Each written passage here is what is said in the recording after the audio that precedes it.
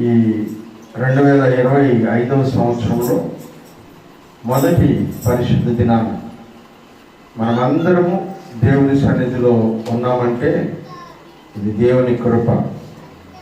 ఆ దేవుని కృపను బట్టి ఒకసారి గట్టిగా దేవునికి స్తోత్రం చెల్లిద్దాం. హల్లెలూయా. ప్రియులారా, ఈ సంవత్సరం మనం ధ్యానం చేసుకుంటున్న వాక్యాంశం, మూలవాక్యం కనబడుతుందా? బైబిల్ తీసి చదవకూడదా? ఇంకా బాధపడండి. ఎఫెసీయులకు రాసిన పత్రిక 1వ అధ్యాయము 19వ వచనం. ఎఫెసీయులకు రాసిన పత్రిక 1వ అధ్యాయము 19వ వచనం చదవండి. మహిమా స్వరూపియగు తండ్రి తనను తెలుసుకొనుట యందు జ్ఞానమును ప్రత్యక్షతయు గల మనస్సు అనుగ్రహించున్నట్లు నేను నా ప్రార్థనల యందు మిమ్మల్ని గూర్చి విజ్ఞాపన చేయుచున్నాను. హల్లెలూయా. వస్తుంది, ఇంకొక 2-3 వారాలు చెప్పి చేస్తే వచ్చేస్తుంది. హల్లెలూయా. ప్రియులారా, ఈ అంశాన్ని గురించి మనం ధ్యానం చేస్తాం. ఆయనను మరింతగా ఎరిగి ఉండుట, యేసు ప్రభుని మరింతగా ఎరిగి ఉండుట, దేవుని మరింతగా ఎరిగి ఉండుట. ఇప్పుడు తెలుసుకున్నట్లు కాదు, ఇంకనూ బాగుగా ఆయనను తెలుసుకొని ఉండుట అనే అంశాన్ని గురించి దేవుని గ్రంథంలో మనం ధ్యానం చేసుకుంటూ ఉన్నాం ఈ 2025వ సంవత్సరంలో. అందుకనే మొదటి రోజున 2025వ సంవత్సరం 1వ తారీఖున ఉపోద్ఘాతాన్ని మనం చెప్పుకున్నాం. యేసు ప్రభుని లేదా దేవుని గురించి మరింత ఎరిగి ఉండుట అంటే ఏంటి? ఎలా తెలుసుకోవాలి ఆయన గురించి? అంటే మనకు తెలియదు ఆయన గురించి అంటే తెలుసు. ఎలా తెలుసు అంటే లోకంలో ఉండే జనాలకి ఎంత తెలుసో మనకు కూడా అంతే తెలుసు, అంతకంటే ఎక్కువ మనకేమీ తెలియదు. అన్ని జనులైనటువంటి ప్రజలకి ప్రభువుని గురించి ఎంత తెలుసో మనకు కూడా అంతే తెలుసు, ఎక్కువగా ఏమీ తెలియదు. కానీ అన్ని జనులకు తెలిసినంత మాత్రమే మనకు తెలిస్తే మనం ఖచ్చితంగా దేవుని రాజ్యానికి వారసులం అయ్యేటువంటి అవకాశం లేదు. యేసు ప్రభు అంటాడు కదా, పరిసయ్యుల నీతి కంటేను శాస్త్రుల నీతి కంటేను మీ నీతి అధికం కాకపోతే మీరు పరలోక రాజ్యంలో ప్రవేశింపలేరు అని అంటాడు. హల్లెలూయా. అంటే ధర్మశాస్త్రాన్ని బోధించేటువంటి దేవుని యొక్క సేవకుల కంటే కూడా ఎక్కువగా తెలుసుకున్నటువంటి అనుభవంలోనికి మనం వెళ్ళాలనేది దేవుని ఆలోచన. హల్లెలూయా. ఆయన మనల్ని ఎంతగా ఎరిగి ఉండాలని కోరుకుంటున్నాడు, ఆయన గురించి మనకి ఎంత నేర్పించాలని కోరుకుంటున్నాడో అంత అధికంగా ఆయన గురించి నేర్చుకోవడమే దేవుని యొక్క చిత్తం మన విషయంలో ఈ సంవత్సరం. అందుకనే ఆయన గురించి మనం ఏమి తెలుసుకునే అవకాశం ఉన్నదో వాటన్నిటినీ కూడా తెలుసుకునే ప్రయత్నం చేద్దాం. యేసు ప్రభు యొక్క శిష్యుల గురించి నేను చెప్పాను. యేసు ప్రభుతో చాలా రోజులుగా ఉంటున్నారు వాళ్ళు. యేసు ప్రభు చేసే అద్భుతాలు చూస్తున్నారు. అయినా కూడా వాళ్ళ మనసులో ఒక రకమైనటువంటి సందేహం, ఆయన గురించి తెలిసింది వాళ్ళకి చాలా తక్కువ. యేసు ప్రభువు ఆ జన్మను సముద్రం మీద అలలను గద్దించినప్పుడు, తుఫానును గద్దించినప్పుడు అవి నిలిచిపోగా వాళ్ళే అంటున్నారు, ఈయన ఎవరో, ఈయనకు సముద్రము గాలియు లోబడుతున్నాయి, ఈయన ఎవరో. అంటే నిన్నటి దాకా మాకు తెలిసిన యేసు ప్రభు వేరు, ఇప్పుడు మాకు తెలిసిన యేసు ప్రభువు వేరు. 2024వ సంవత్సరంలో మీరు తెలుసుకున్నటువంటి ప్రభువు యొక్క కంటే కూడా ఈ సంవత్సరమున మీరు తెలుసుకునేటువంటి ప్రభువు యొక్క శక్తి, ప్రభావం, మహిమ, ఘనత అధికమై ఉండాలి. దేవునికి స్తోత్రం కలుగును గాక. హల్లెలూయా. గతంలో ఎరిగిన దానికంటే కూడా అధికముగా ఎరిగిన అనుభవంలోనికి మనము వెళ్ళాలి. అందుకనే ఈ అంశాన్ని మనం ధ్యానం చేసుకుంటున్నాం. ఆయనను మరింత ఎరిగి ఉండుట అనే అంశాన్ని మనము ధ్యానం చేసుకుంటూ ఉన్నాం ప్రియులారా.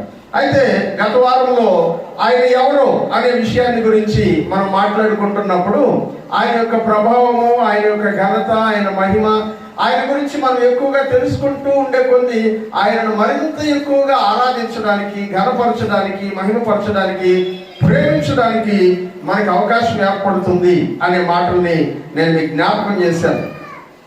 ఇవాళ మనం చదువుకున్నటువంటి మూలవాక్యం, ఆ వాక్యంలోనికి వెళ్దాం. ఇవాళ ఆ వాక్యం మీద మనం మనసు పెట్టి కొద్ది నిమిషాలు ధ్యానం చేసుకుందాం. ఇవాళ ఒక రోజుతో అయిపోతుంది అనుకోవట్లేదు, ఎందుకంటే కొన్ని ముఖ్యమైనటువంటి విషయాలు ఆ వాక్యాంశంలో ఉన్నాయి కనుక దాన్ని మనం ధ్యానం చేసుకుందాం. ఎఫెసీయులకు రాసిన పత్రిక 1వ అధ్యాయం, ఎఫెసీయులకు రాసిన పత్రిక 1వ అధ్యాయము 17వ వచనం నుంచి 19వ వచనం వరకు ఉన్నటువంటి మాటల్ని మనం చదువుకుందాం. మరియు మీ మనోనేత్రములు వెలిగించబడినందున ఆయన మిమ్మల్ని పిలిచిన పిలుపు వలనైనా నిరీక్షణ ఎటిదో, పరిశుద్ధులలో ఆయన స్వాస్థ్యం యొక్క మహిమైశ్వర్యము ఎటిదో, ఆయన క్రీస్తునందు వినియోగపరిచిన బలాతిశయమును బట్టి విశ్వసించు మనయందు ఆయన చూపుచున్న తన శక్తి యొక్క అపరిమితమైన మహత్యం ఎట్టిదో మీరు తెలుసుకొనవలెనని మన ప్రభు అయిన యేసుక్రీస్తు యొక్క దేవుడైన మహిమా స్వరూపియగు తండ్రి తనను తెలుసుకొనుటయందు మీకు జ్ఞానమును ప్రత్యక్షతయు గల మనస్సును అనుగ్రహించున్నట్లు నేను నా ప్రార్థనల యందు మిమ్మును గురించి విజ్ఞాపనము చేయుచున్నాను. ప్రియులారా, చాలా పెద్ద వచనం. 17, 18, 19 3 కలిపి ఒకే వచనంగా తెలుగులో మనకు తర్జుమా చేయబడింది. ఎందుకంటే దాన్ని విడివిడిగా చెప్పడం వీలు కాదు. అట్లాంటి వచనం అది సుదీర్ఘమైనటువంటి వచనం లాగా మనకు కనబడుతుంది. అయితే ఎందుకట్లా చేశారంటే దాన్ని విడగొట్టడం వీలుగా, ప్రతిదీ కూడా, ప్రతి మాట కూడా ఇంకొక మాటతో అనుబంధం కలిగి ఉండేటువంటి విషయాలు. దాన్ని విడగొడితే దానిలో ఉన్నటువంటి భావము, అర్థము, ఆ భాష యొక్క సౌందర్యము పోతుంది. కాబట్టి దైవజనుడు దాన్ని తర్జుమా చేసేటప్పుడు 3 వచనాల కలయికతో ఏకవచనంగా దాన్ని మార్చడం జరిగింది. కానీ మనకు కన్ఫ్యూజన్ రాకుండా ఉండడానికి 17 నుంచి 19 వరకు అని అక్కడ ఉపయోగించారు ప్రియులారా. అయితే ఈ వచనంలో నుంచి మనము కొన్ని మాటల్ని ధ్యానం చేసుకుంటాం. ఎందుకంటే ఈ వాక్యం, మూలవాక్యం, మహిమా స్వరూపియగు దేవుడు తనను తెలుసుకొనుటయందు మనకు జ్ఞానము ప్రత్యక్షతయు గల మనసును అనుగ్రహించాలి. ఇది ప్రార్థన. మహిమా స్వరూపి అయినటువంటి దేవుడు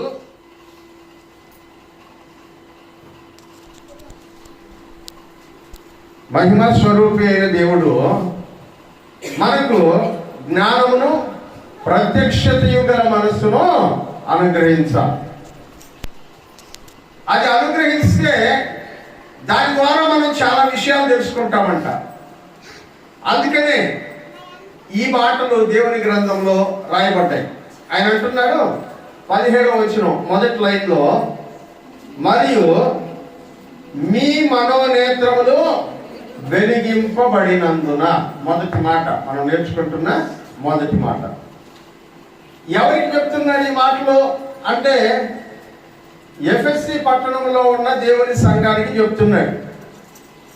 ఎఫెసీ పట్టణంలో దేవుడు మంచి సంఘాన్ని స్థాపించాడు. భక్తుడైనటువంటి పౌలు గారి ద్వారా అక్కడ పరిచయం జరిగింది. మంచి సంఘాన్ని స్థాపించాడు. స్థాపించినటువంటి ఈ సంఘం అభివృద్ధి నొందుతూ ఉండగా ఆ సంఘంతో భక్తుడైనటువంటి పౌలు గారు ఒక ఉత్తరం రాసి చెప్తున్నాడు, మీ మనోనేత్రములు వెలిగించబడినందున అంటున్నాడు. ఏం వెలిగించబడ్డాయంట? మనోనేత్రములు వెలిగించబడ్డాయి. కళ్ళెందుకు? చూడ్డానికి. కళ్ళతో మనం చూసేది ఏదైతే ఉందో దానికి రూపము, దానికి సంబంధించిన విశేషాలు అన్నిటినీ మనం చెప్పగలుగుతాం. శరీరం ఇచ్చినటువంటి కళ్ళతో శరీరాన్ని చూడగలుగుతున్నాం. ఆత్మదేవుడు అనుగ్రహించే కళ్ళతో ఆత్మీయ విషయాలు చూడగలుగుతాం. హల్లెలూయా. ఇప్పుడు దేవుడు ప్రతి మనిషికి కూడా ఆత్మీయమైన నేత్రాలని ఇచ్చాడు. కాకపోతే ఈ లోకములో ఉండేటువంటి ఈ యుగ సంబంధమైన దేవత ఆ ఆత్మ నేత్రాలకి గంతలు కట్టేసిందంట, గుడ్డితనం కలిగి చేసేసిందంట. ఆత్మ నేత్రాన్ని తెరిచి చూసేటువంటి జ్ఞానము లేకపోతే అవకాశము ఈ యుగ సంబంధమైన దేవత ఇవ్వడం లేదని దేవుని వాక్యంలో మనము చదువుకుందామా? 2వ కొరింథీయులకు రాసిన పత్రిక 4వ అధ్యాయం 4వ వచనం. 2వ కొరింథీయులకు రాసిన పత్రిక 4వ అధ్యాయము 4వ వచనం. దేవుని స్వరూపి అయ్యున్న క్రీస్తు మహిమను కనపరచు సువార్త ప్రకాశము. చూసారా? దేవుని యొక్క మహిమ కనపరిచేటువంటి సువార్త యొక్క వెలుగు వాళ్ళకి కనబడకుండానట్లు ఈ యుగ సంబంధమైన దేవత అవిశ్వాసులైన వారి మనోనేత్రములకు ఆమేన్ గుడ్డితనము కలుగజేసింది. వాక్యం అంటున్నాడు, ఈ ప్రపంచంలో ఉండేటువంటి వాళ్ళందరూ చూస్తున్న విధానం వేరే, చూడవలసిన విధానము వేరే. హల్లెలూయా.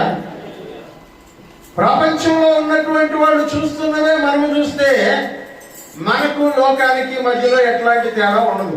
వాళ్ళు మనము ఒకటే.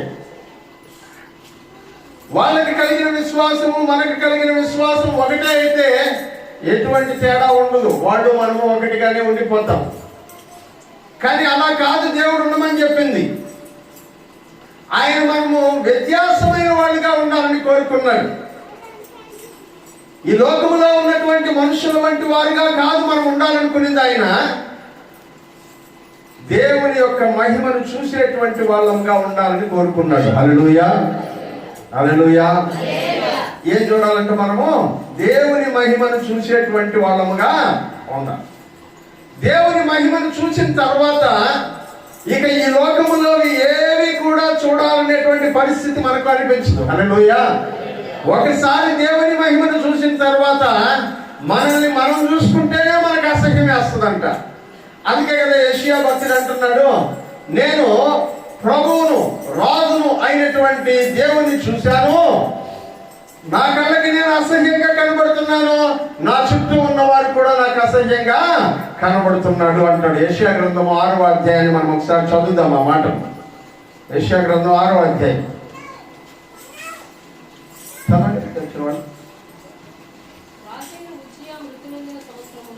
మొదటి నుంచి అవసరం లేదు, 3వ వచనం నుంచి చదవండి.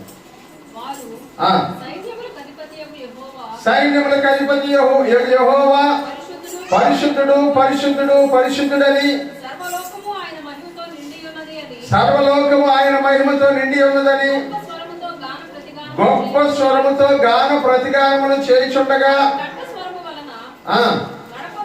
గడప కమ్ముల పునాదులు కదులుచు మందిరము ధూపము చేత నిండగా నేను అయ్యో నేను అపవిత్రమైన పెదవులు గలవాడను, అపవిత్రమైన పెదవులు గల జనుల మధ్య నివసించువాడను, నేను నశించి తిని రాజును సైన్యములకు అధిపతి యెహోవాను నేను కన్నులారా చూచి తినని దేవుని మహిమను చూసినటువంటి దైవజనుడు ప్రవక్త అయినటువంటి యెషయా ఈ మాటలు అంటున్నాడు.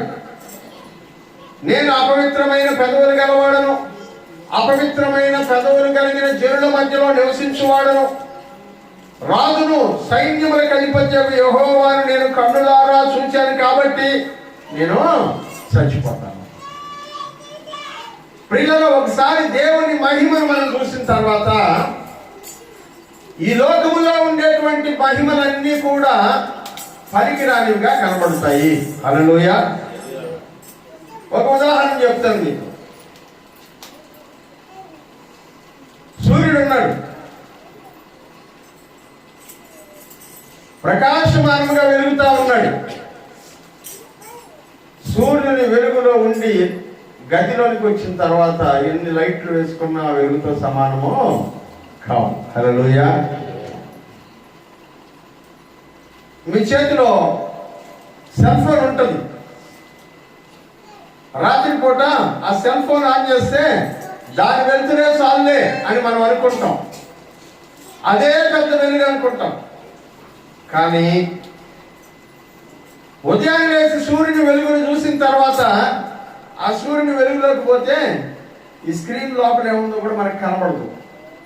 అంత ప్రకాశమానమైనటువంటి వాడు దేవుడు. హల్లెలూయా.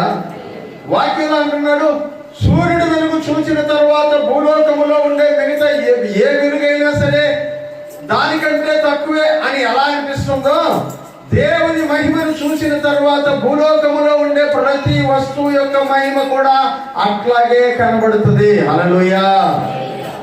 అందుకని దేవుని మహిమను చూసిన వాడికి ఈ లోకములో ఉండేటువంటి ఏ మనిషి మహిమ, ఏ వ్యక్తి యొక్క మహిమ, ఏ వస్తువు యొక్క మహిమ గొప్పదిగా కనబడకూడదు. హల్లెలూయా. ఇప్పుడు దేవుడు అంటున్నాడు, ఆ దేవుని మహిమను చూస్తే ఈ లోకాన్ని మీరు చూసి అసహ్యించుకుంటారని ఈ యుగ సంబంధమైన దేవత అపవాది అనేటువంటి వాడు ఆ దేవుని మహిమను చూడనివ్వకుండా మీ కళ్ళకు ఏం కలుగు చేశాడంట? గుడ్డితనమును కలుగు చేశాడు. ఆత్మీయమైనటువంటి కళ్ళకు గుడ్డితనమును కలుగు చేశాడు. హల్లెలూయా. హల్లెలూయా. ఈరోజు 31 కాదు కదా తేదీ, నిన్న రాత్రి 31 తేదీ కాదు కదా, ఆల్ నైట్ సర్వీస్ లేదు కదా. నిన్న రాత్రి పొద్దున్నే బాగా నిద్రపోయినారు కదా. కొంతమంది తినొచ్చుంటారు, కొంతమంది తినకుండా వచ్చుంటారు. అయినా కూడా హల్లెలూయా చెప్పడానికి శక్తి ఉందని అనుకుంటున్నాను నేను. చెప్దాం ఒకసారి గట్టిగా. ఆ వాయిస్ రావాలి. ప్రియులారా, మన మనోనేత్రాలకి గుడ్డితనము కలుగు చేస్తున్నాడంట అపవాది. ఎందుకు? దేవుని యొక్క మహిమను చూడనివ్వకుండా ఉండడానికి. మరలా చదువుమా 2 కొరింథీయులకు రాసిన పత్రిక 4వ అధ్యాయం 4వ వచనం. దేవుని స్వరూపి అయి ఉన్న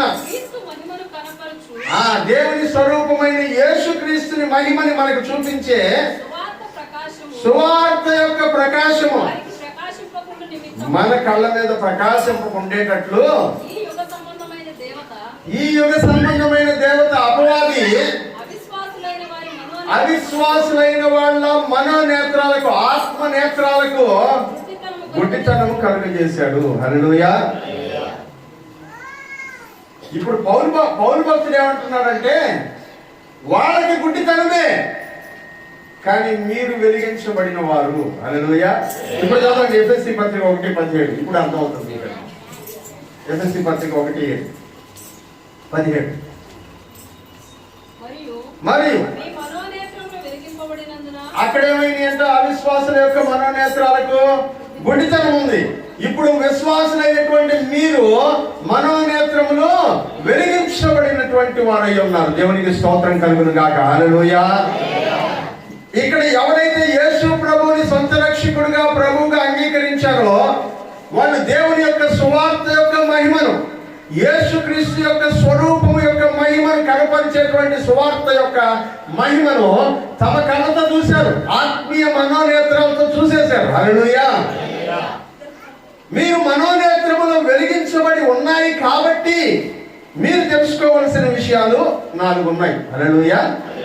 మీరు తెలుసుకోవాల్సినవి, మీరు చూడాల్సినవి 4 ఉన్నాయి. అవిశ్వాసులైన వాళ్ళకి ఇవి కనబడవు, విశ్వాసులైన వాళ్ళకి మాత్రమే కనబడతాయి. హల్లెలూయా. అవిశ్వాసులైన వాళ్ళకి కనబడవు, కానీ విశ్వాసులకు మాత్రమే కనబడేటువంటి 4 విషయాలు ఉన్నాయి. 4 మనం చెప్పుకోలేము ఈరోజు. మేబీ ఒక్కొక్క వారం ఒక్కొక్కటో, లేకపోతే ఒక వారం 2 విషయాలు నేర్చుకునేటువంటి ప్రయత్నం చేద్దాం, మనకి సమయం అనుమతించిన కొలది.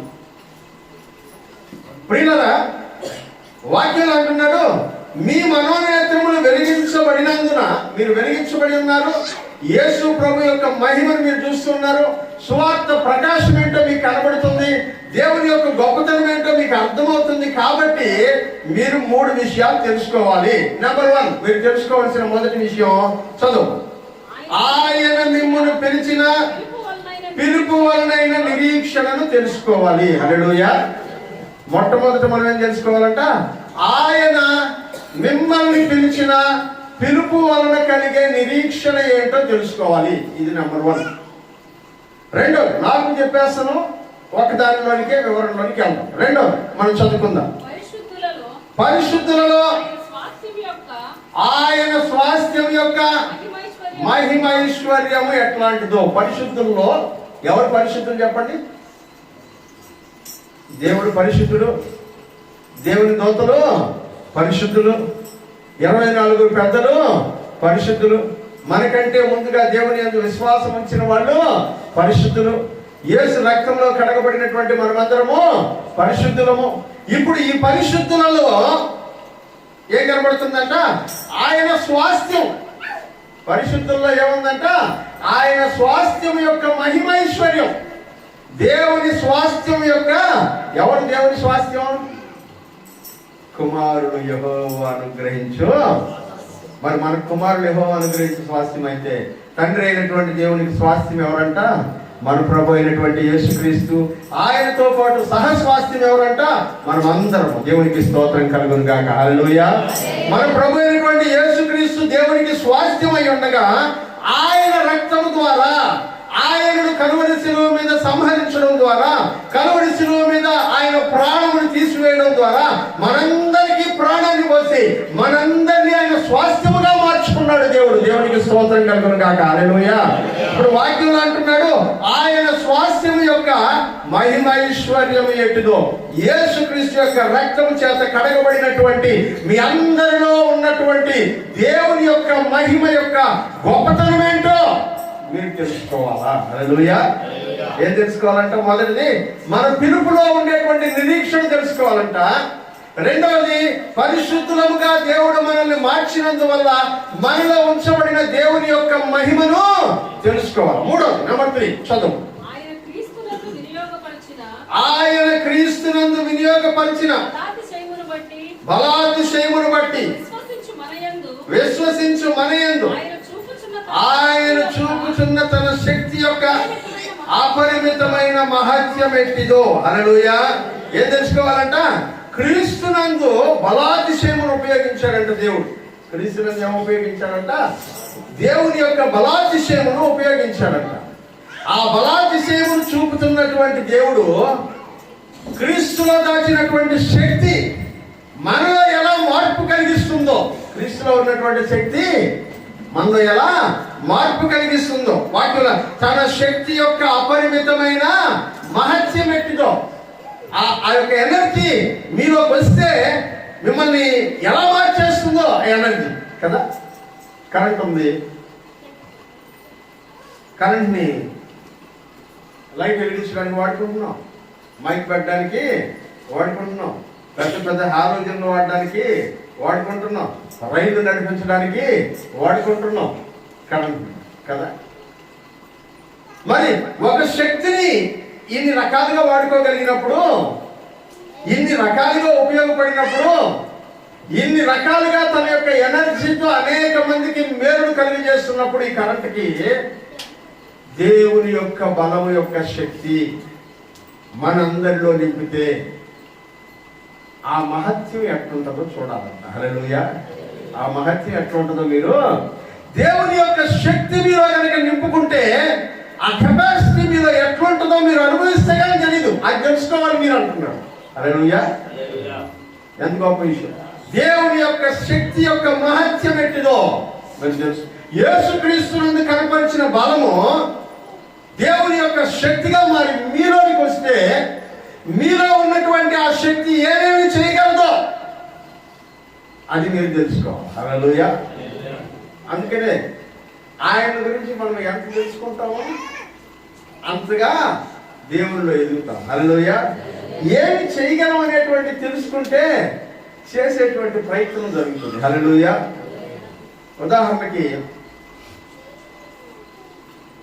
మన దగ్గర ఒక 100 రూపాయలు ఉన్నాయనుకోండి. 100 రూపాయలు వాల్యూ తెలియనివాడు 100 రూపాయలు జోబులో పెట్టుకునే ఉంటాడు. దానికి విరోధి. ఆ 100 రూపాయలతో ఏమేమి చేయొచ్చో తెలిసినోడు వాటన్నిటినీ ట్రై చేస్తాడు. హల్లెలూయా.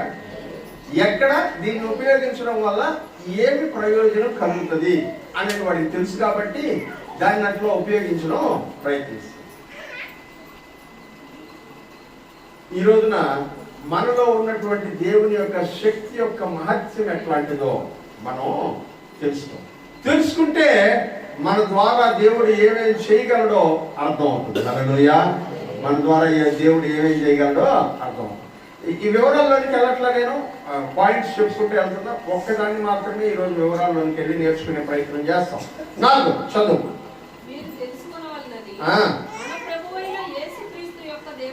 మన ప్రభు అయిన యేసుక్రీస్తు యొక్క దేవుడైన మహిమా స్వరూపియగు తండ్రి తనను తెలుసుకొనుట యందు మీకు జ్ఞానమును ప్రత్యక్షతయు గల మనస్సును.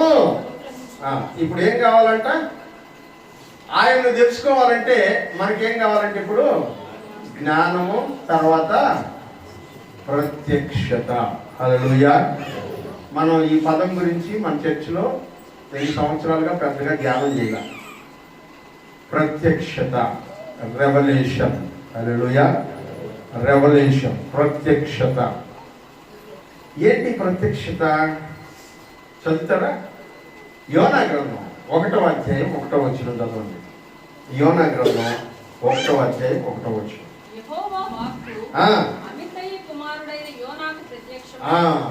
ఏమైందంట?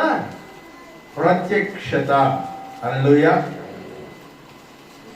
వాక్యం అమితయ్య కుమారుడైన యోనాకు ఏమైందంట? ప్రత్యక్షమై. హల్లెలూయా. ఇప్పటిదాకా మనకు జ్ఞానం ఉండింది, వాక్యం నేర్చుకుంటా ఉన్నాం. హల్లెలూయా. చాలా వరకు ఈ 10 సంవత్సరాల్లో గుడ్లూరు వారిపాలెం సంఘంలో దేవుడు జ్ఞానాత్మనిచ్చాడు.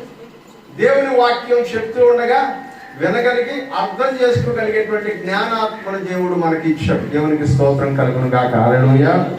నాకు తెలిసి మందిరంలో కూర్చున్నటువంటి వాళ్ళలో ఒక 75% మంది వాక్యాన్ని విని దాన్ని గ్రహించుకోగలిగేటువంటి జ్ఞానమును కలిగినటువంటి వాళ్ళై ఉన్నారు. ఒకసారి చప్పుడు కూడా దేవునికి స్తోత్రం చెల్లిద్దాం. హల్లెలూయా. మిగిలిన 25% మంది కూడా అట్టి జ్ఞానమును పొందుదురు గాక. అయితే ఈ సంవత్సరంలో దేవుడు ఏమంటున్నాడంటే, జ్ఞానం కలిగి ఉండడం కాదు, మంచిది జ్ఞానం కలిగి ఉన్నారు ఇన్ని రోజులు, ప్రత్యక్షతను పొందండి అంటున్నాడు. దేవునికి స్తోత్రం కలుగును గాక. హల్లెలూయా.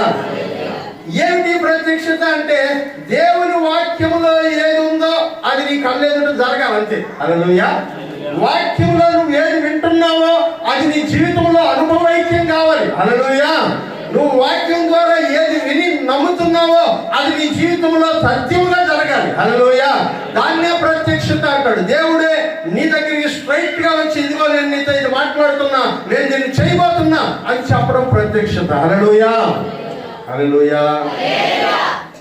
అందుకనే ప్రవక్తలందరికీ వాక్యం చెప్పేటప్పుడు అన్ని ప్రవచన గ్రంథాలు, నేను ఎగ్జాంపుల్ గా అమితయ్య కుమారుడి యోనాని గురించి చెప్పాను. మీరు ఏ ప్రవక్తనైనా తీసుకోండి, వాక్యం తెలియజేస్తుంది ప్రత్యక్షమాయను, ప్రత్యక్షమాయను, ప్రత్యక్షమాయను అని వస్తుంది. యోహాను సువార్తలో కూడా ఒక మాట ఉంటుంది, చదువుకుందాం. యోహాను సువార్త 1వ అధ్యాయం. యోహాను సువార్త 1వ అధ్యాయం.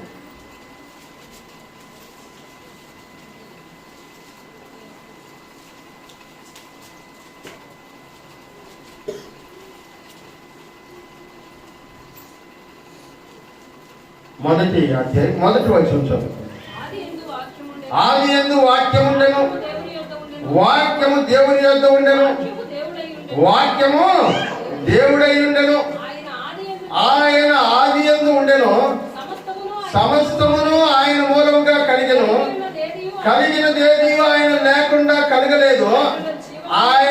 ఆయనలో జీవముండెను, ఆ జీవము మనుషులకు వెలుగై ఉండెను, ఆ వెలుగు చీకటిలో ప్రకాశించుచు ఉండెను. హల్లెలూయా. ఇదే ప్రత్యక్షత అంటే.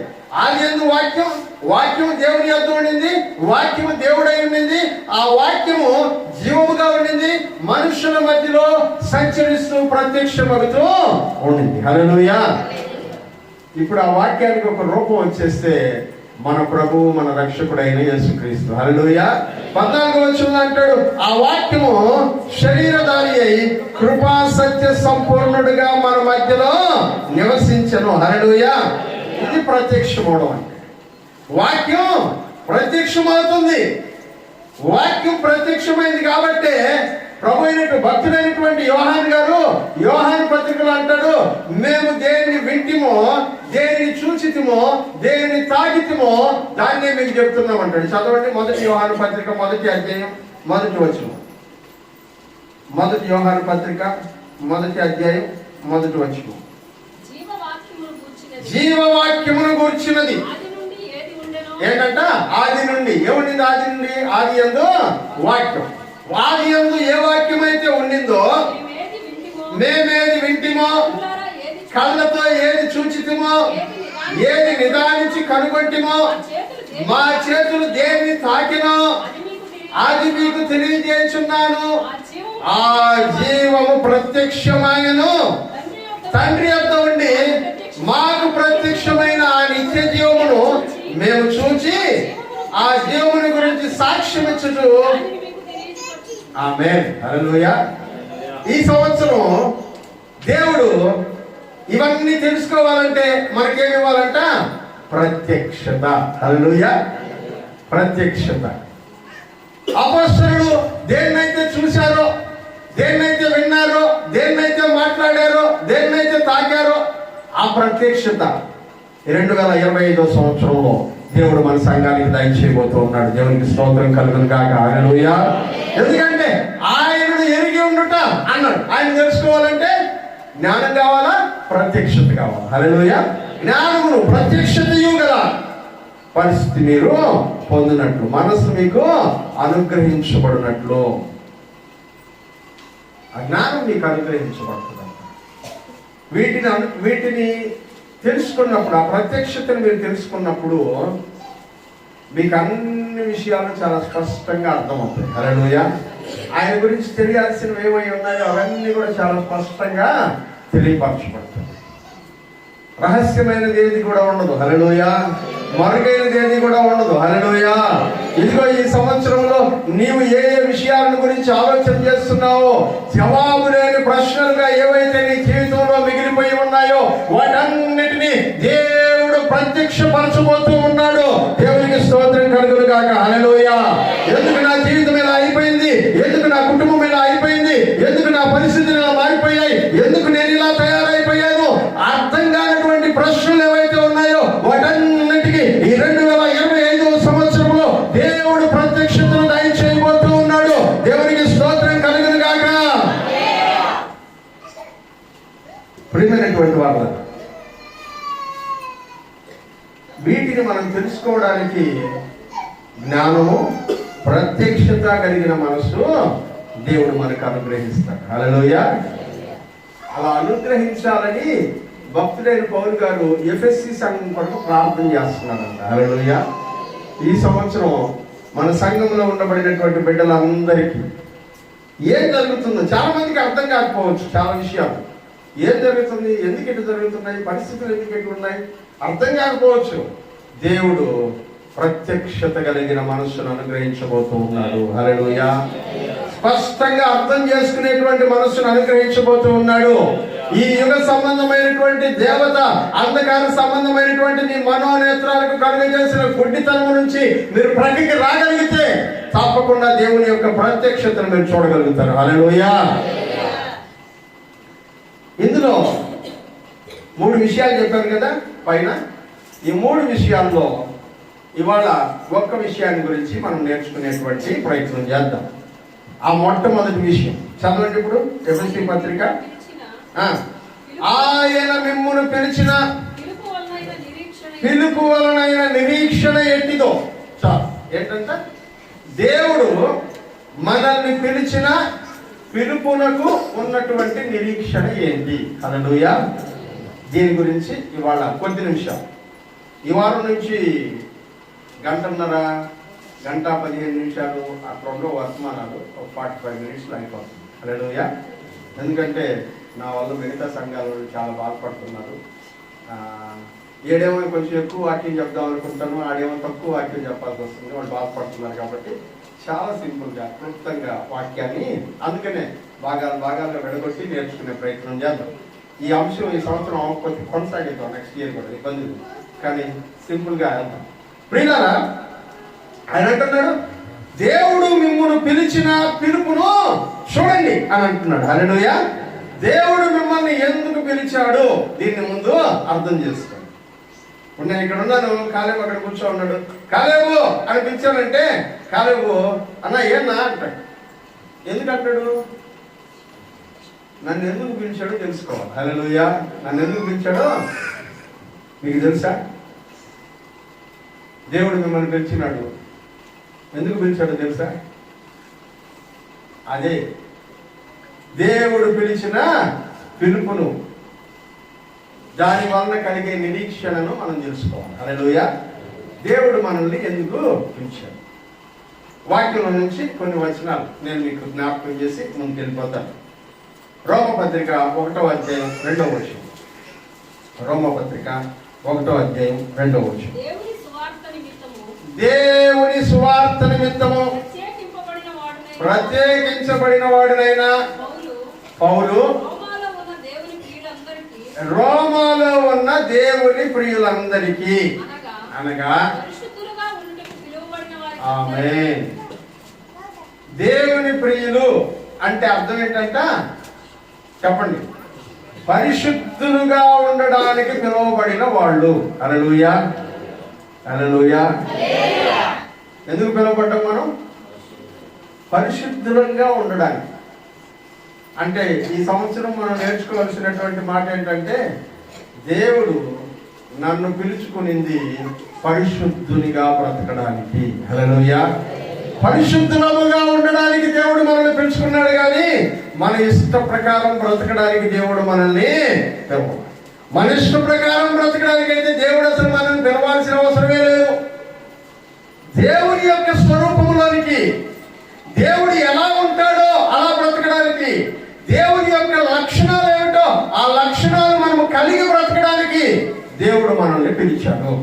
వాక్యం అంటున్నాడు, పరిశుద్ధులుగా ఉండడానికి దేవుడు మిమ్మల్ని పిలిచాడు. ప్రియమైనటువంటి సహోదరి, ప్రియమైనటువంటి సహోదరుడా, ఈ పిలిచిన పిలుపుకి బహు నమ్మకముగా బ్రతికినటువంటి వాడు ఒకడు ఉన్నాడు. ప్రియులారా, యోసేపు. హల్లెలూయా. నాకు చాలా ఇష్టం యోసేపుని గురించి మాట్లాడుకోవడం అంటే. ఆయనలాగా ఉండడం అంటే చాలా ఇష్టం. ఎందుకంటే తన ఎదురుగా ఎంత గొప్ప పాపం ఉన్నా సరే దేవుడికి ఇష్టం లేదని చెప్పి వెళ్ళిపోయే మనసు ఎవరికి ఉంటుంది? హల్లెలూయా. తెలుసు కదా యోసేపు కథ మీకు అందరికీ. యోసేపు కథ తెలుసు కదా. పోతీఫరు యొక్క భార్య తన ఎదురుగా ఉంటూ పాపం చేయడానికి ప్రతిరోజు ఆయన్ని ప్రేరేపిస్తూ ఉండగా ఆయన ఏమన్నాడంటే, దేవునికి పోతీఫరుకును విరోధంగా నేను పాపము చేయలేను. హల్లెలూయా. చదువుతారా? ఆదికాండంలో ఉందనుకుంటానమాట. ఆదికాండం రెఫరెన్స్ నాకంటే మీరు ముందు తీసేయాలి. ఎందుకంటే ఇవన్నీ నేను రెఫరెన్స్ చెప్పి చదవాలి. నేను అదే చెప్తాను. 39:9 ఏం చెప్తున్నాడు? నువ్వు ఆయన భార్యవైనందున నిన్ను తప్ప మరి దేని నాకు ఇవ్వకుండా ఉండలేదు. కాబట్టి నేనెట్లు ఇంత ఘోరమైన దుష్కార్యమును చేసి ఎవరికి విరోధంగా అంట? దేవునికి విరోధంగా పాపము మూట కట్టుకుంటున్నాను. హల్లెలూయా. ఈ సంవత్సరం దేవుడు చెప్తున్నాడు, ఆయన మిమ్మల్ని ఎందుకు పిలిచాడో ఒకరోజు జ్ఞాపకం పెట్టుకోండి. పిలువబడినటువంటి నువ్వు దానికి తగినట్లుగా ఉన్నావా లేదా అనేటువంటి విషయాన్ని జ్ఞాపకము పెట్టుకోండి. నారాజుకి మనుషులు పిలిచారు, మీరు వచ్చారు పొలంలోకి. సాయంత్రం అవుతుంది, పని జరగడం లేదు. ఏమంటారు? చెప్పండి. మీకు భాష అర్థమవుతుందని చెప్పిన, నాకు అర్థమయ్యే భాష ఉంటుంది. బేల్దారుని పెంచిన గట్టి కట్టడానికి ఇదే నాకు అర్థమయ్యే భాష. వాడు పొద్దున వస్తాడు, సాయంత్రం దాకా ఆడే కూర్చొని ఉంటాడు. ఏమంటాం చెప్పండి? తీసుకున్న పనికి తగినట్టు, తీసుకున్న జీతానికి తగినట్టుగా పని చేయాలి కదా. అలాగే దేవుడు పెంచుకున్నాడు కదా, మనం ఆ పనికి పెంచాం, ఆ పని పూర్తవ్వాలి. ఆ పని పూర్తి కాకుండా నువ్వు అక్కడే పెట్టేస్తానంటే నిన్ను పిలిచిన పిలుపు వల్ల ఉపయోగం ఏంటి? అలాగే దేవుడు మనందరినీ కూడా ఓ పని కొరకు పెంచుకున్నాడు. ఎందుకు పెంచుకున్నాడంట? పరిశుద్ధులుగా చేసి పరిశుద్ధులుగా బ్రతికేటట్లుగా చేయడానికి. హల్లెలూయా. పరిశుద్ధులుగా ఉండడానికి మనల్ని పెంచుకున్నాడంట. మన పని ఏంటంటే పరిశుద్ధులముగా బ్రతకడము, పరిశుద్ధులముగా బ్రతకడము, పరిశుద్ధులముగా బ్రతకడము. హల్లెలూయా. ఆ పరిశుద్ధులముగా బ్రతికేటువంటి పనిలో నువ్వు నేను ఉంటున్నప్పుడు దేవుని వాక్యం అంటుంది, పరిశుద్ధులుగా ఉండటకు పిలువబడిన నువ్వు పరిశుద్ధముగా లేకపోతే దాని వలన ఉపయోగం ఏమి? శాపగ్రస్తులం అయిపోతామంట. హల్లెలూయా. ఇర్మియా గ్రంథం 29లో ఉంటుంది చూడండి. ఇర్మియా గ్రంథం 29వ అధ్యాయంలో 29 యెహోవా పనిని అశ్రద్ధగా చేయువాడు శాపగ్రస్తుడగును అని ఉంటుంది.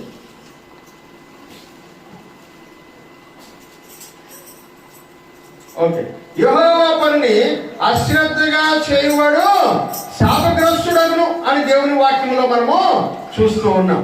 దేవుని పనిని నిర్లక్ష్యంగా చేసేటువంటి వాడు శాపగ్రస్తుడు. నువ్వు నేను ఎందుకు పిలువబడ్డాము? ఏ పని కొరకు పిలువబడ్డామంట? పరిశుద్ధులముగా ఉండడానికి. అలా పరిశుద్ధులముగా బ్రతకకపోతే దేవుడి పనిని మనం ఏం చేస్తున్నామంట? నిర్లక్ష్యము చేస్తున్నాం. దేవుని పనిని నిర్లక్ష్యం చేస్తే మనం ఏమవుతామంట? శాపగ్రస్తులం అవుతాము. హల్లెలూయా. మరొక వచనం చదువుకుందాం. 1 కొరింథీయులకు రాసిన పత్రిక 1వ అధ్యాయం 2వ వచనం.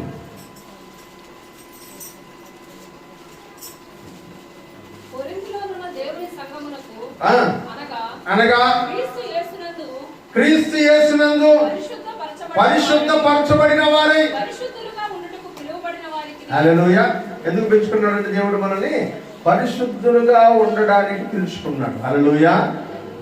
పిల్లరా, దేవుడు మనల్ని పిలుచుకునింది పరిశుద్ధులుగా ఉండడానికి. మొదటి మాట గుర్తుపెట్టుకోండి. దేవుడు మనల్ని పిలుచుకునింది ఎందుకంట?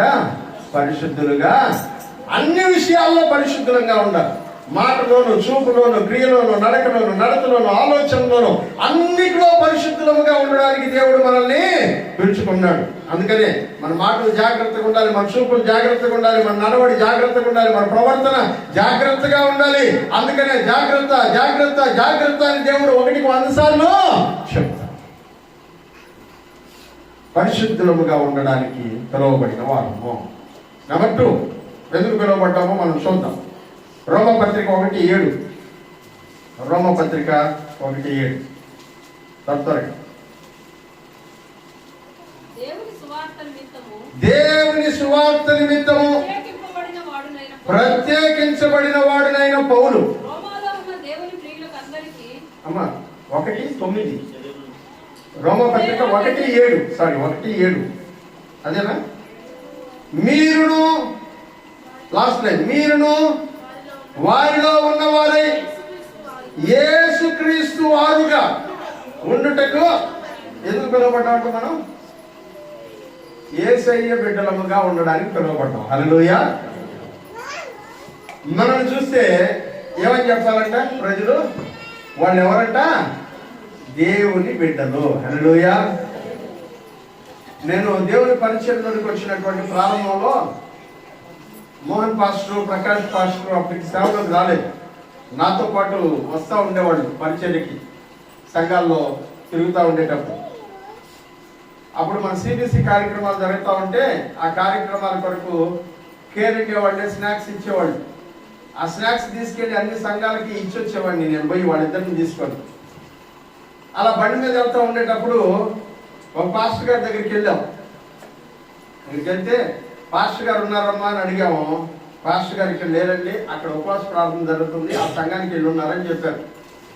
సరే ఏ సంఘంలో ఉన్నారో ఏంటో చెప్పండి అని అంటే చెప్పారు. మా పలానా దగ్గర ఎక్కడ ఆ చర్చ్ ఎక్కడ, పాస్టర్ గారు ఎక్కడ ఉంటారు చెప్పండి అని అడిగితే ఆ ఊర్లోకి పోయి దేవుని బిడ్డలు ఎక్కడ ఉంటాడు అని అడగని చెప్పేస్తారని చెప్తున్నారు. హల్లెలూయా. ఏమని చెప్పారంటే ఏమని అడగాలంటే అడ్రస్ దేవుని బిడ్డలు ఎక్కడ ఉంటారని అడగండి, అడిగి వెళ్ళి చెప్పేస్తారని చెప్పి నా అనుకుంటే ప్రకాష్ పాస్టర్ మోహన్ పాస్టర్ నవ్వుకుంటున్నారు, ఇట్లాంటి అడ్రస్ కూడా చెప్తారా అని. సరే ఆ విశ్వాసం, ఆ పాస్టర్ గారి సాక్ష్యం, ఆ సంఘ విశ్వాసం సాక్ష్యం ఆ ఊరికి వెళ్ళాం. మోహన్ ప్రకాష్ అడుగుతున్నారు చర్చ్ ఎక్కడ అడగదామన్నా అని అనుకున్నాను. ఆమె ఏం చెప్పింది మీకు అని అన్నాను. దేవుని బిడ్డలు ఎక్కడ ఉన్నాడో అడగండి అనుకున్నాను. ఇప్పుడు అదే అడుగుతున్నాను. వాళ్ళకి సిగ్గు అయిపోతుంది, అడగడానికి భయం అయిపోతుంది వాళ్ళకి. తర్వాత ఏం చేశారు తెలుసా, మీరు అడగబడి ఉన్నాను నేను అడిగి వస్తానని చెప్పి నేను బండి దిగి లగేజ్ పెట్టుకోను, బండి దిగి ఒక ఆయన వచ్చాడు. ఒక ఆయన అడగంగా అయ్యా ఇక్కడ దేవుని బిడ్డలు ఉంటారంట ఎక్కడ ఆయన అడిగాను. ప్రకాశం ఎంత ఉంటాడు, ఆయన ఏమంటాడో నవ్వుకుంటాడు కావాలి ఆయన అని అనుకుంటాను. సార్ అల్లట పోయి కుడి చేతి పక్క తిరగండి, మూడో ఇల్లు అన్నాడు. హల్లెలూయా. వాళ్ళకి స్టాంప్ పడిపోయింది, ఇది ఎవరంట దేవుని. నీకే స్టాంప్ ఉంది, మీకే స్టాంప్ ఉంది. మిమ్మల్ని చూసి ఏమని పిలుస్తున్నారు, ఎవరి వారు మీరు?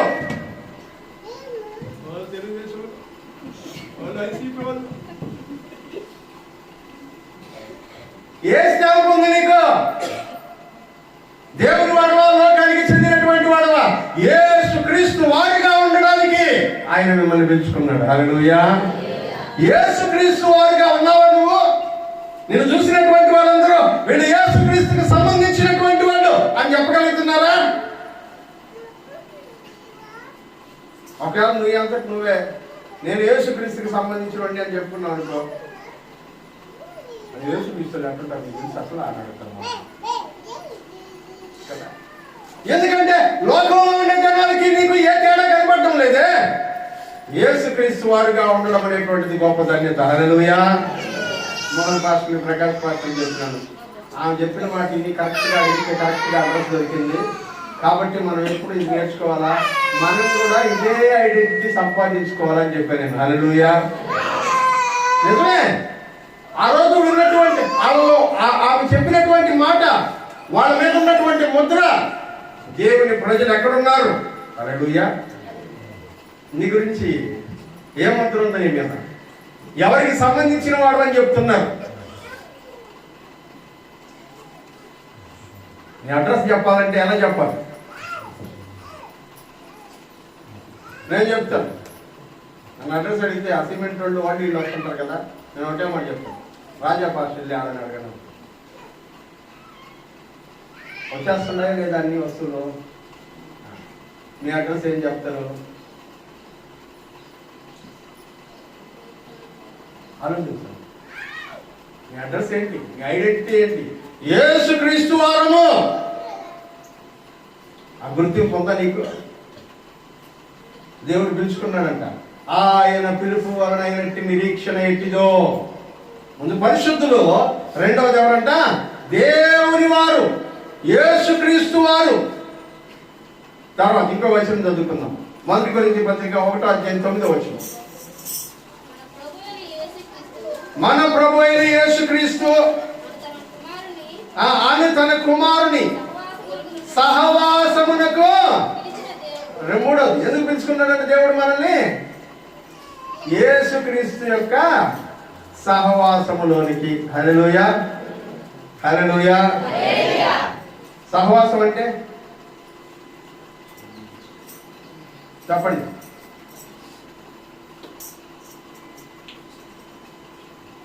ముస్తఫా ముస్తఫా. సహవాసం అంటే ఏంటి? స్నేహం. హల్లెలూయా. ఎవరి స్నేహంలో? యేసుక్రీస్తు యొక్క స్నేహంలోనికి. హల్లెలూయా. ఎవరితో ఫ్రెండ్షిప్ చేయడానికి పిలుచుకున్నాడంట? మనం ఎవరితో ఫ్రెండ్షిప్ చేస్తున్నాం?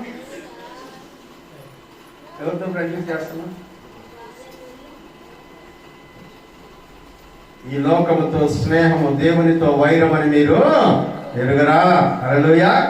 ఈ లోకంతో స్నేహం చేసే కొద్ది దేవునికి శత్రువులు అయిపోతుంటారంట. కానీ మీరు లోక స్నేహాన్ని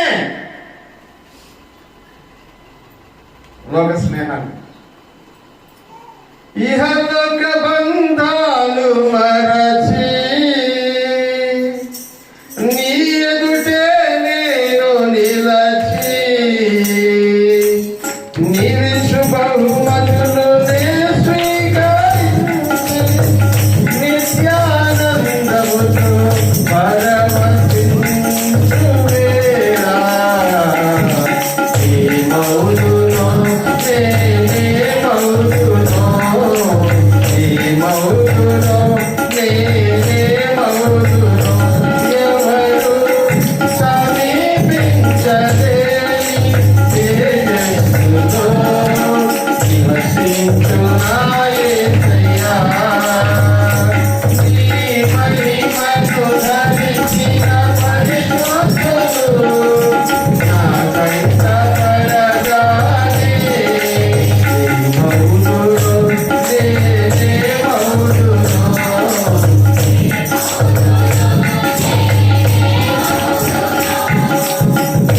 ఇది నా పాట అయితే ఈ పాట ఏమై ఉండాలి తెలుసా?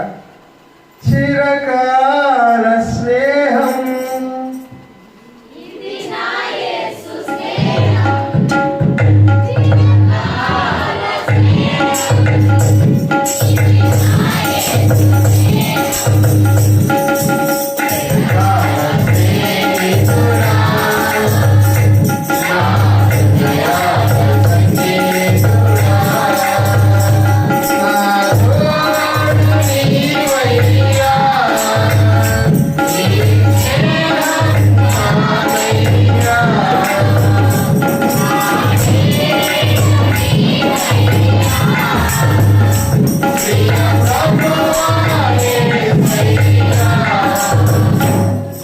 ఎవరితో స్నేహం అంటే మనకు తన కుమారునితో స్నేహంలో ఉండడానికి మనల్ని పిలుచుకున్నాడు. హల్లెలూయా.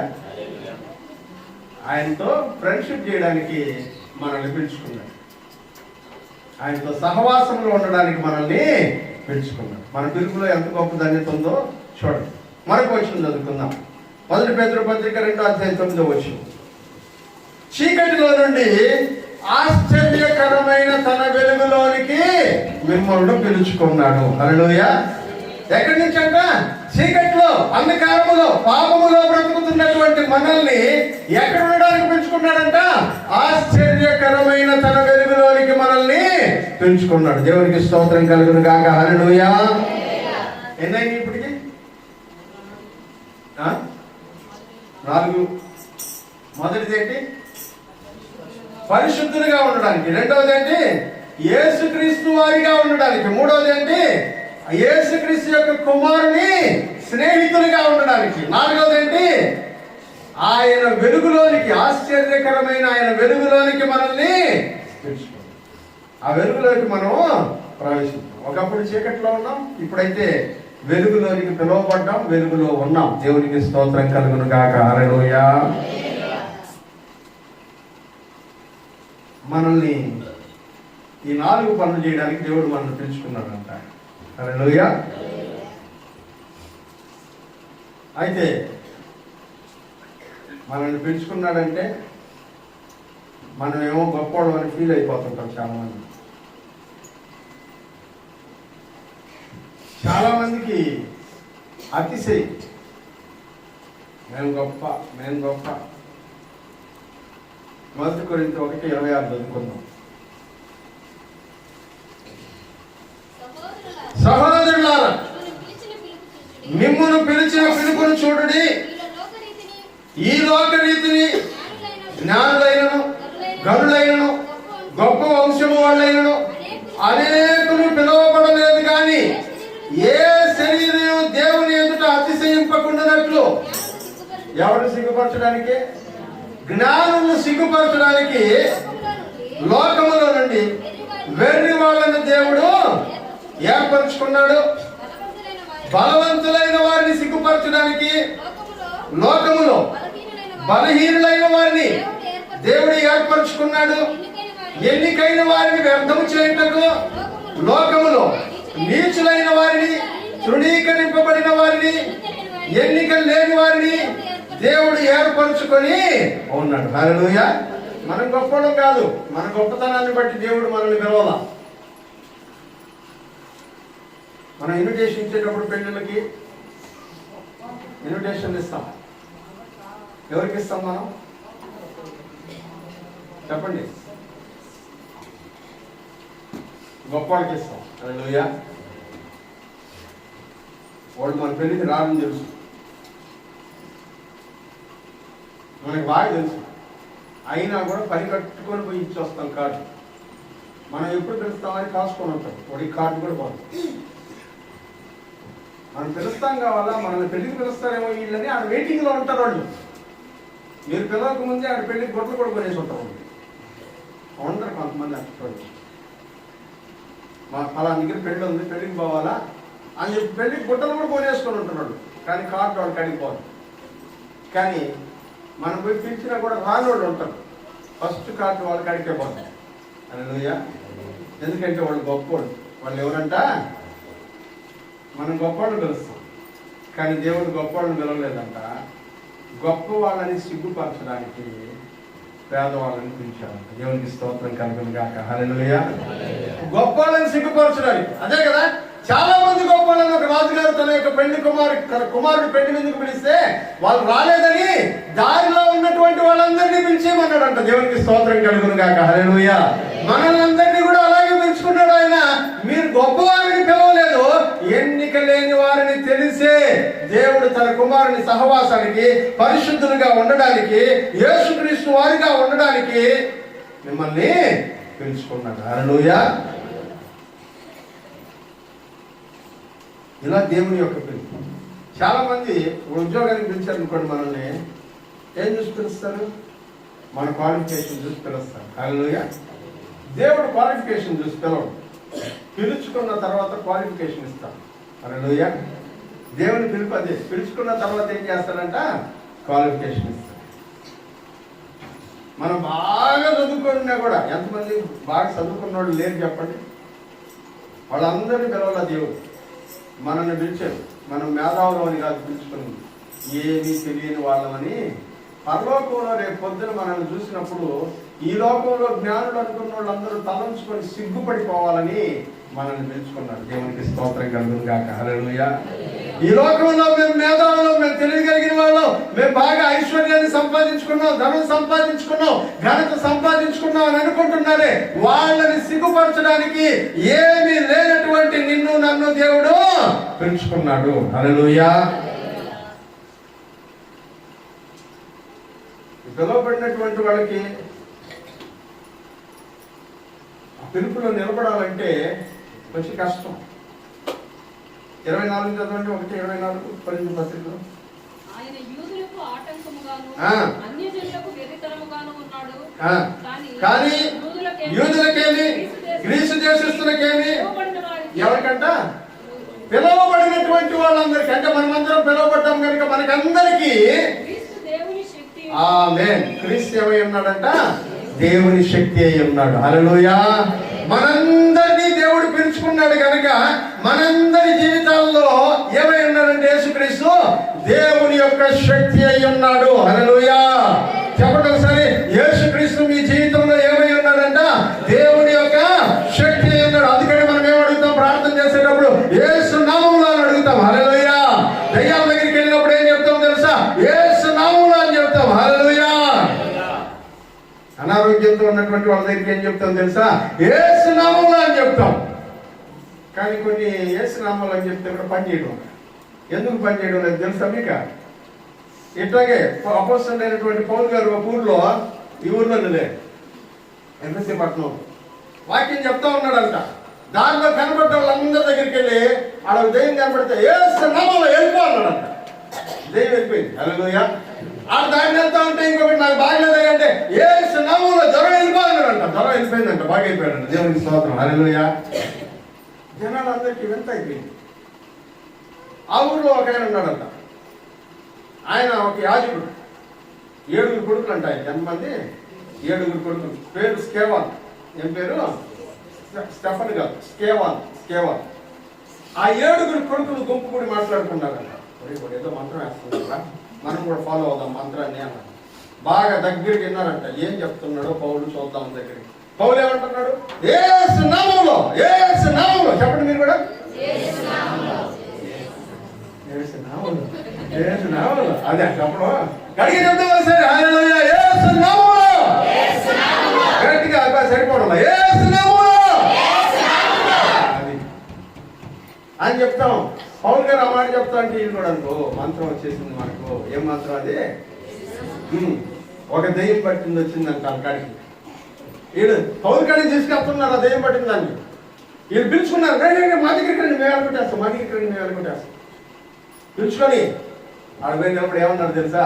యేసు నామములో పో అన్నారు. దెయ్యం ఏం చేసి ఉంటుంది? చెప్పండి, ఏం చేసి ఉంటుంది? ఏం చేసిందో తెలుసా? రే నాకు యేసుక్రీస్తు తెలుసు. హల్లెలూయా. ఎవరు తెలుసు అంట? యేసుక్రీస్తు తెలుసు. మీరు అంటున్నారే పౌలు చెప్తే పోయినా మేము చెప్తే ఎందుకు పోవాలి? ఆ పౌలు నాకు తెలుసు. హల్లెలూయా. మీరెవరురా?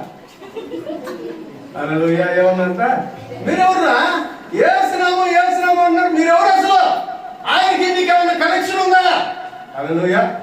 ఆయనకి మీకు ఏమైనా కనెక్షన్ ఉందా? ఆయన కనెక్షన్ ఉంది. పౌలు గారి కనెక్షన్ ఉంది.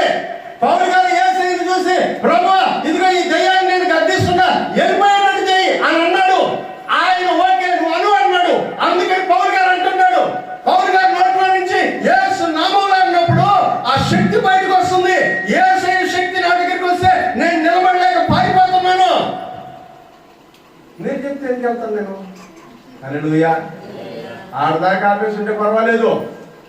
వాళ్ళు 7 పట్టుకొని గుడ్డలో తీసి ఊరు మొత్తం తిప్పి, నేను చెప్పడంలే, వాక్యంలో అట్టగే రాశారు. వాళ్ళ గుడ్డలో తీసి ఊరంతా తిప్పి తనిందండి. వాళ్ళు దిగంబరులై పారిపోయి నామంలో శ్రీ యేసయ్య నామంలో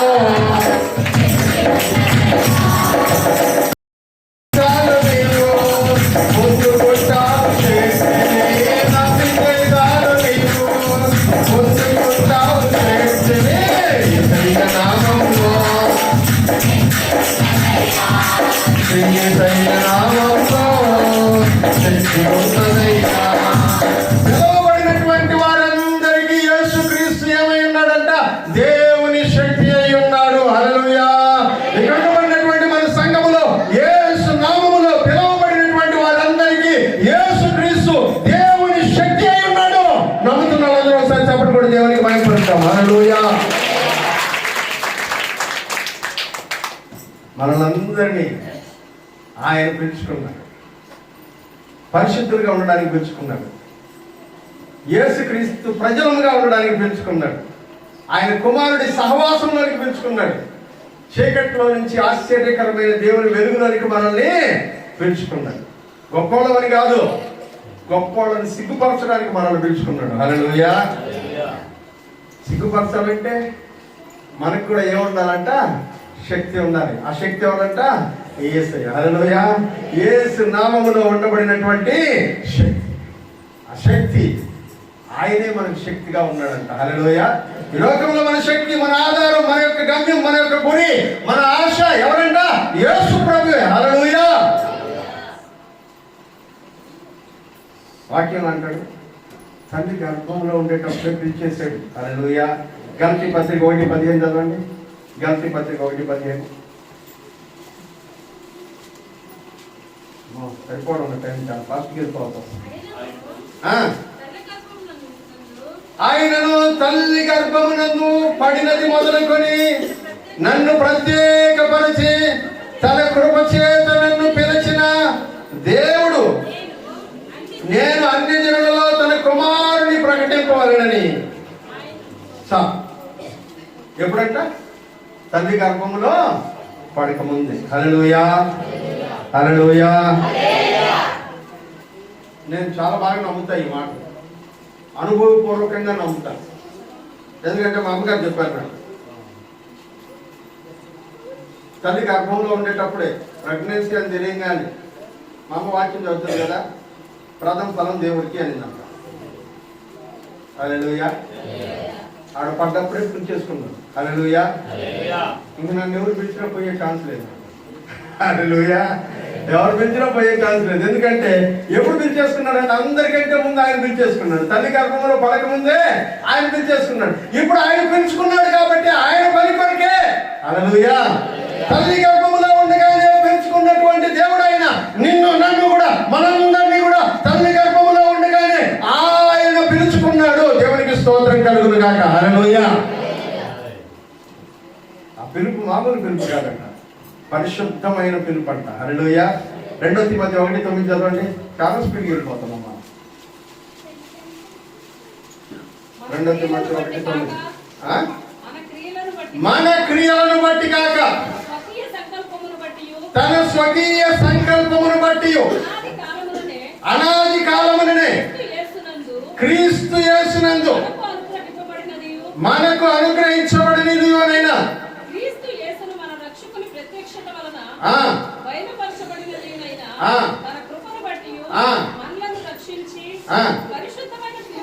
మనలను రక్షించి ఏ పిలుపుతో అంట? పరిశుద్ధమైన పిలుపుతో. హల్లెలూయా. ఎలా పిలిచాడంట ఆయన? పరిశుద్ధమైన పిలుపుతో. వేరే ఏ చెడు ఉద్దేశం లేదు ఆయనకి. ఒకటే ఉద్దేశం, మనల్ని రక్షించి పరలోకంలో చేస్తాను. హల్లెలూయా. ప్రియులారా, నాకు వేరే ఏ ఉద్దేశం లేదు. నా ఎదుటుండబడినటువంటి మీ అందరి పట్ల మిమ్మల్ని సంపూర్ణులుగా చేసి ఆయన ఎదుట నిలబెట్టాలని. హల్లెలూయా. ఇంకా ఏ ఉద్దేశం లేదు.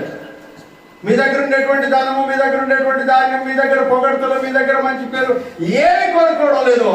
ఒకటే కోరిక, మిమ్మల్ని సంపూర్ణులుగా చేసి ఆయన ఎదుట నిలబెట్టాలని. హల్లెలూయా. అలాగే పరిశుద్ధమైనటువంటి పిలుపు. వేరే ఏ ఉద్దేశము లేదు. పరిశుద్ధంగా మనల్ని రక్షించి పరలోకములో కూర్చోబెట్టడానికి దేవుడు మనల్ని పిలుచుకున్నాడు. ఫిబ్రవరి 3:1 చదవండి. ఇందువలన ఏ పిలుపు అంటే? పరలోక సంబంధమైన పిలుపు. హల్లెలూయా. చాలా ఉన్నాయి, వస్తా ఉంటే వస్తానే ఉంటాయి. ఏ పిలుపు అంటే? భూ సంబంధమైన పిలుపు కాదు, పరలోకంలో ఉండడానికి పిలుపు. హల్లెలూయా. పరలోకంలో ఉండడానికి ఇన్విటేషన్ మనకు. పరలోక సంబంధమైన వీటన్నిటికీ వెనకాల ఒక నిరీక్షణ. అదేంటో తెలుసా? ఈ పిలుపు వెనకాల ఉన్నటువంటి నిరీక్షణ ఎట్లాంటిదో మీరు తెలుసుకోవాలా. ఏంటా నిరీక్షణ తెలుసా? ప్లస్ బీటెక్ చేరినప్పుడు చాలా మంది కలుస్తుంటారు కదా, పాస్టర్లు కాబట్టి మాట్లాడుతుంటారు. ఏం చదువుతున్నారు పిల్లలు అనేది చెప్తాం. బీటెక్ చదువుతున్నారు, అలా కాలేజీలో చదువుతున్నారు. వాళ్ళు ఏం చెప్తారు తెలుసా? మేము ఇప్పుడు ఉద్యోగం ఇవ్వగలిగే పొజిషన్లోనో లేకపోతే ఇప్పించగలిగే పొజిషన్లోనో ఉన్నాం కాబట్టి మీకు అవసరం అయితే మమ్మల్ని ఒకసారి సంప్రదించండి, మేము ఏర్పాటు చేస్తాం. ఇప్పుడు దేవుని దయలో బ్లెస్సింగ్ ఎవరిని అడగకుండా క్యాంపస్లోనే వచ్చేసింది కాబట్టి దేవునికి స్తోత్రం. హల్లెలూయా.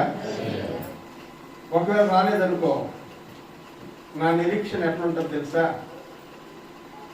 అలాంటి వాళ్ళని అడిగి పెడితే ఉద్యోగం వస్తుంది. హల్లెలూయా. మన నిరీక్షణ అలాంటి వాడు మనకు చెప్పుంటారు అన్నమాట. వాళ్ళు చెప్పారు కాబట్టి వాళ్ళని అడగాలి మనం. వాళ్ళైతే ఏర్పాటు చేస్తారు, అది మన నిరీక్షణ. ఇప్పుడు మనల్ని పిలుచుకున్న వాడు దేవుడు.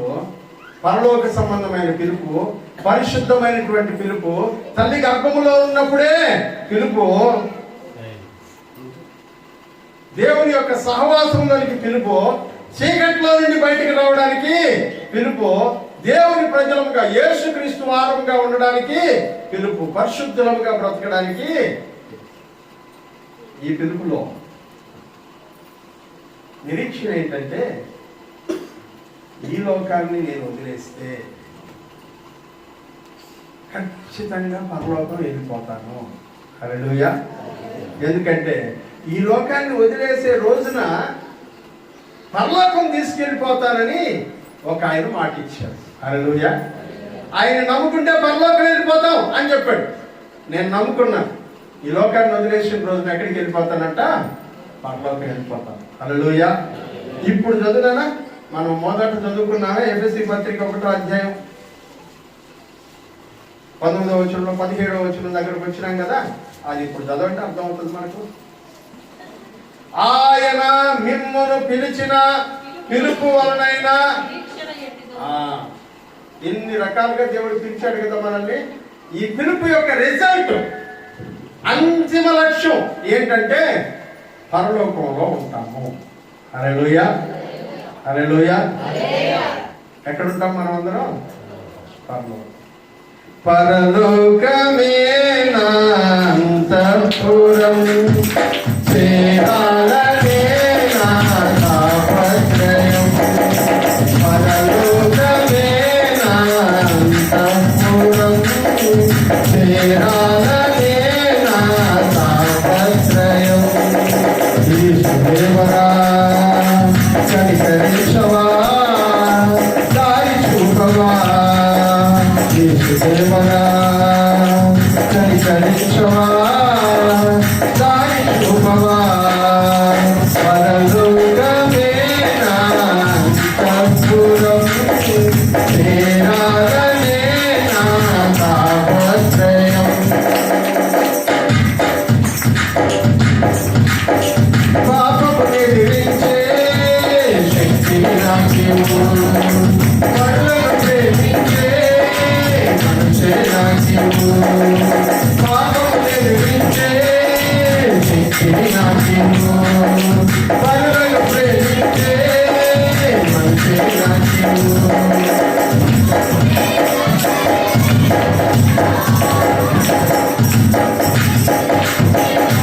ఆమేన్.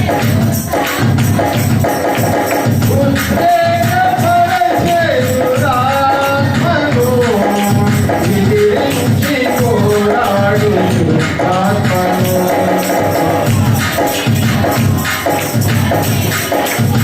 ఆమేన్.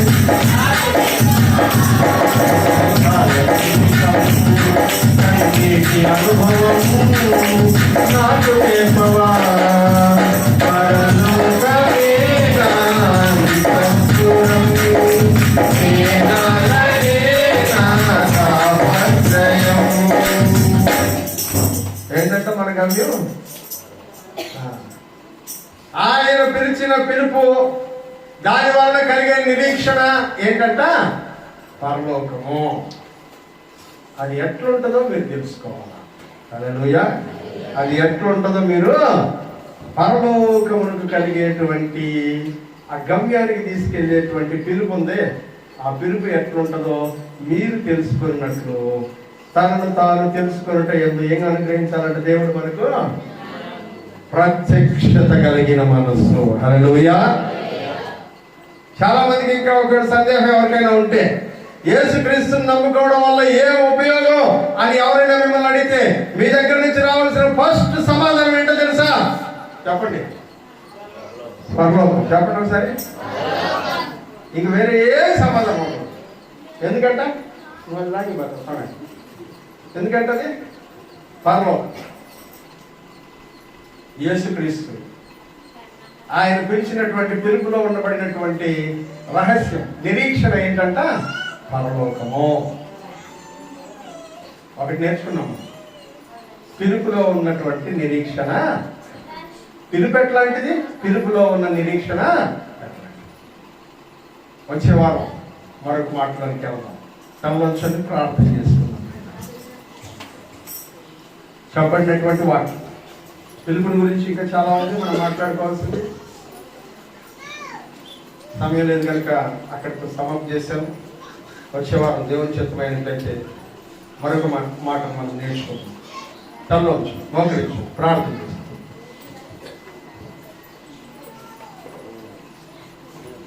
కళ్ళు ఉంచి కళ్ళు మూసుకున్నట్లయితే మనం ప్రార్థన చేస్తున్నాం.